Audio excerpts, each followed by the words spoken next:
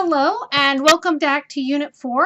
In this part of Unit 4, we're going to cover free body diagrams. Free body diagrams are a way of organizing the forces acting on an object. To begin with, you take whatever object you're looking at. Doesn't matter. Could be a house, could be a cow, could be anything. And you represent it as a circle. This is part of the reason why physicists get the reputation for making spherical cows. We simplify. Okay, and then you look at what forces are acting on your object. So if we consider this a cow just standing still in a field, he's going to have two forces acting on him. He's going to have a force from the ground pushing upward on him. Okay. That force from the ground would be a normal force from the ground acting on the cow. So you can see those subscripts happening. The other force that would be acting on the cow, if he's just standing there, would be gravity, the cow's weight. That would be the weight of the earth or from the earth acting on the cow. And this would be that cow's free body diagram. From here, it can get more complicated. We could imagine the cow is walking and have to add in a force that would propel him forward. We could imagine that the farm boy is trying to pull the cow by a rope, but the cow isn't wanting to cooperate, so now we'd have to add a tension force and a frictional force to represent what's going on there. But at the most basic, this is the cow's free body diagram. Let's consider a couple other scenarios. Here we have a nail sitting on a shelf being pulled by a magnet. Let's draw the free body diagram for the nail. Okay. Well, we have a normal force from the shelf on the nail pushing upward. We have the nail's weight pulling it downward. We have the magnet attracting the nail. Now notice I used just a generic capital F here because we don't have a letter like an N or a W for a magnetic force. So it's just a force. And lastly, unless this shelf is made of ice, most likely there's some friction between that nail and the shelf. And this would be the nail's free body diagram. Here we have two boxes, one orange and one yellow-ish. And we want to look at what are the forces on the bottom box. Okay. So again, we have a normal from the ground holding that bottom box upward. We have the box's weight pulling downward. We also have one more vertical force, and that last vertical force deals with the fact that the little box is sitting on top of the big box, or the yellow one on top of the orange. Okay. The bottom box is holding the top one up. The top one is pushing downward on the bottom. So I'm going to use T and B, B for bottom, T for top. And that takes care of all of my vertical forces. Lastly, I have to think about the horizontal forces. I have tension from the rope or whatever it is that this guy's pulling with. And I'm going to call this person 1 and this person 2, just so that I can label them easy. Okay. We have a normal force from person 2, and this should have been a box here, acting on the box. Okay. And lastly, again, unless this is an ice pond, there would be friction between the ground and the box.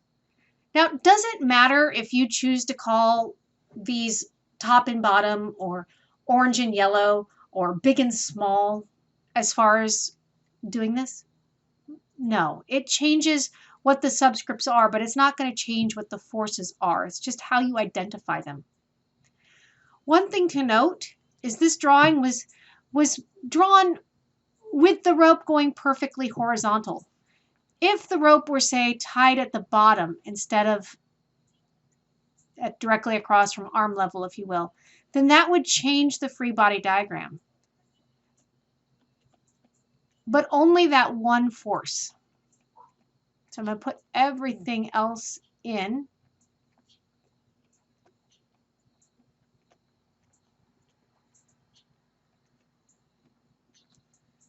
Okay. This force is now acting up to the right. So before I'd be able to continue my analysis, I would have to separate that force that's at an angle into its components so I can work with only the horizontal and only the vertical. One other thing to say is that oftentimes you will see that the free body diagram is drawn with the arrows with different lengths. And what they're trying to represent with the lengths is the relative magnitudes, what's going on, which force is bigger than which. So if I were to think about that, this force should be the same length as these two combined, so it should be a lot bigger. Okay. Why should it be the same length as those two combined? Well, our block isn't accelerating in that direction. It doesn't have the possibility to accelerate in that direction unless there's something really weird going on with this set of blocks, like rocket engines or, a random gravitational null, right? It's not accelerating up and down. Therefore, this force has to equal those two forces. Ignoring this one might be at a diagonal. Let's go over to this free body diagram instead, where everything's either vertical or horizontal. It makes it easier. This one should equal the sum of those two to indicate that there's no net force in that direction. While I think that there is some validity to doing that, sometimes I find that trying to keep track of the forces and what's bigger than the other can get cumbersome, and sometimes you don't know which way to draw them. So often I'm more concerned about directionality than I am about lengths when I draw my free body diagrams. One more example, because as you will learn, I love elevator problems.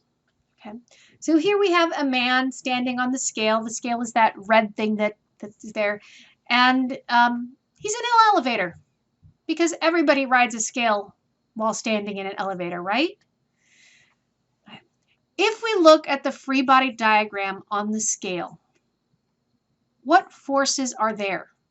Well, we've got a normal force from the elevator on the scale. We've got the scale's weight. Oh, and here we're running into two E's, one for elevator, one for earth. We don't want that to get confused. So rather than use elevator here, I'm going to use L for lift and, go kind of British. Don't they call elevators lifts over in Britain? Okay. We also have one more force on this scale, and that force is due to the man standing on the scale, and that is going to be downward. Okay. Now, of these three things, what causes the scale to read? Is it the force that the lift is putting on the scale? No. Is it the scale's weight? Well, you might think that, but remember the scale doesn't give you its own weight. It tells you how much the person standing on it weighs. This is the value that causes the scale to read. Okay, it's a normal force. And as we'll see in a different section when we actually look at the man on the scale, that force doesn't always read exactly the man's weight. This concludes this part of Unit 4.